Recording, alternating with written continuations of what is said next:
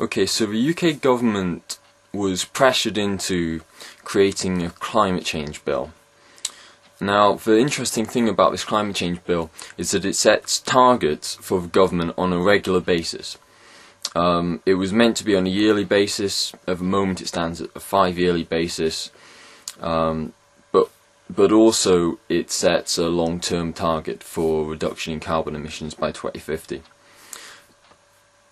It is a legally binding target, so the government would be breaking the law if it didn't meet it.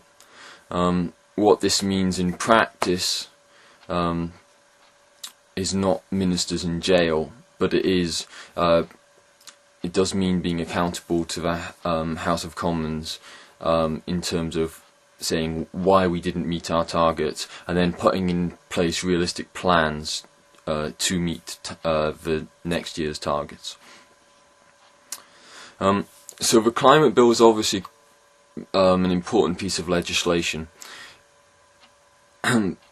It has been criticised for the fact that it's not. It may be the wrong way to go about things. What we really need are actually policies on the ground. We don't need more laws. However, there's been a lot of campaigning and a lot of people trying to work hard to make sure that the climate bill that does get passed is worth something, because it does actually include all sectors of the economy, and it is a tough target to meet. A target, tough is the wrong word. Realistically, in line with the science, is what everyone's after. So there were several problems with the draft climate bill. The most obvious one would be the target was set for 60% by 2050. Now, what that target should be according to the science is difficult to say.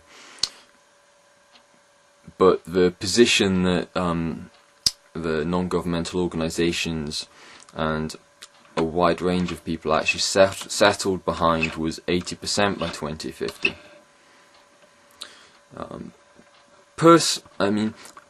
I think the people who say that isn't enough, their position really is that you've got to get that sort of level a lot sooner.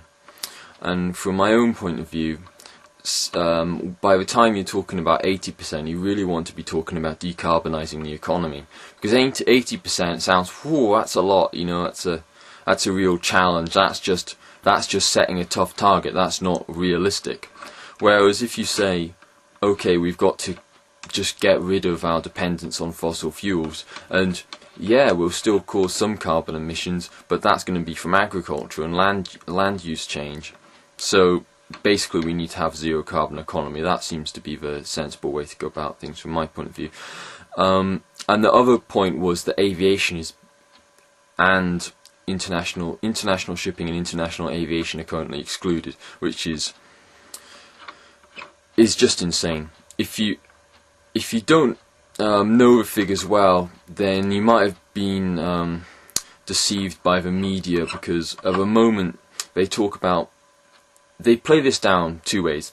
First off, they talk globally, and globally aviation's a lot smaller than it is in Britain, because we're a developed nation, we're an island, we're one of the leading, if not the leading, air travel nation in the world. The second point is that the emissions from aeroplanes are not just carbon dioxide, or at least the effect that aviation has is not equal to the amount of carbon dioxide they release at ground level. There are other effects, there are other gases, and it's at altitude. So by the time you look at the real problem, international aviation that the UK can be said to be responsible for, that includes not just carbon dioxide, but the whole effect of aviation at altitude, then you're actually looking at around, I believe it's around 13%, it's 13 or 16%. Can't remember exactly, but that order of magnitude, and it's growing rapidly. The aviation growth has been significant year on year for the past 10-15 years, and it shows no signs of slowing down. The Environmental Audit Committee, which is a committee of the House of Commons from both Labour and the Conservatives and some Lib Dems, pointed out a while back when the government published its aviation white paper, which was more of an aviation expansion paper, that aviation looks set to entirely negate the gains made elsewhere. So when you're talking about completely undoing all other work, all your good work for the whole of the rest of the economy, and then the climate bill comes along and you exclude it, you exclude aviation, then people start to think you're not serious, and I think that's understandable. So where is the government? What are his current positions after the consultation on the climate bill? Well, first off, it's worth saying that if you're interested in this, there were loads of replies to the consultation by organisations, so you can Google that sort of UK climate bill consultation, then the organisation you're interested in. You'll probably find an open reply. Also, there were three parliamentary groups looking at this. There were Environmental Audit Committee looked at this.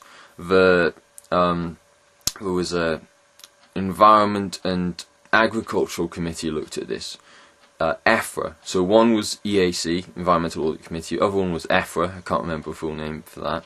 And the other one was a special joint committee, which had members of both the House of Parliament and the House of Lords were looking at this together. So all those reports are available online for you to have a look at, and then you can see the government response and see exactly how things add up or don't.